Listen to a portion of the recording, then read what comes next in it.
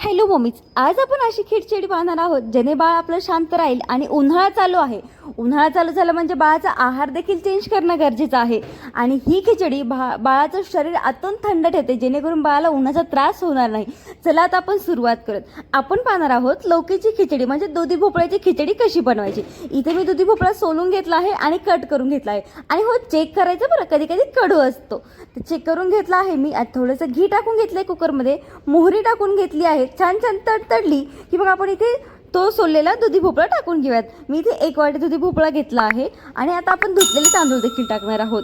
बघा, दुधी भोपळा नॅचरली कुलिंग देतो बाळाला. बाळामध्ये जी हीट होती बाळाच्या अंगामध्ये तयार, तसं न करता बाळाचं शरीर दुधी भोपळा थंड ठेवतो. बघा, बऱ्याच बाळाला उन्हाचा त्रास होत असतो. आपल्याला जर योग्य आहार असेल तर बाळाला उन्हाचा त्रास होणार नाही. बाळाचं शरीर आतून थंड ठेवणं, बाळाच्या आहारात चेंज करणं फार गरजेचं असतं.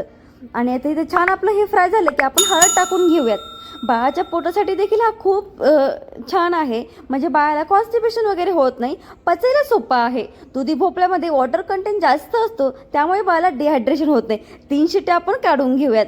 आणि जर आपण त्याच्यामध्ये तूप टाकल्यामुळे बाळाचं हेल्दी वेट गेन होतं. याच्यामध्ये तुम्ही मूगडाळ देखील टाकू शकता.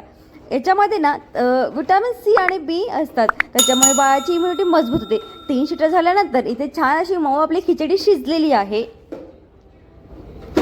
आणि हलका आहार असल्यामुळे बाळाला आरामदायक वाटतं पोटाला आणि बाळाला छान झोप लागते. बाळ चिडचिड करत नाही आणि बाळ ॲक्टिव्ह देखील राहते. बाळ जास्त ॲक्टिव्ह राहिलं की तो थकला की बाळ झोपे देखील छान जातं. आणि हा आहार उन्हाळ्यात तुम्ही बाळाला द्यायलाच पाहिजे.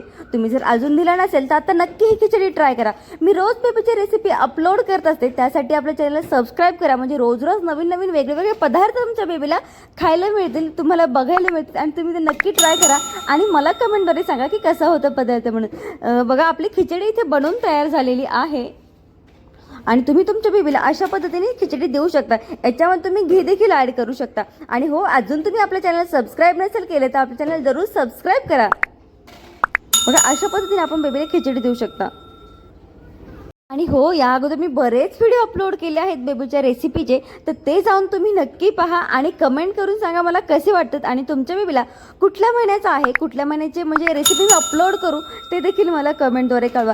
जे माझा बेबी खातो, जे त्याला आवडतं ते मी तुमच्यासोबत शेअर करत असते. कारण की एक आई म्हणून माझं देखील रिसर्च खूप छान आहे.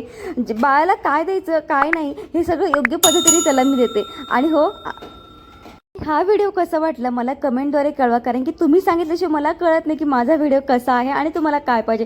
चला भेटूयात नेक्स्ट व्हिडिओमध्ये.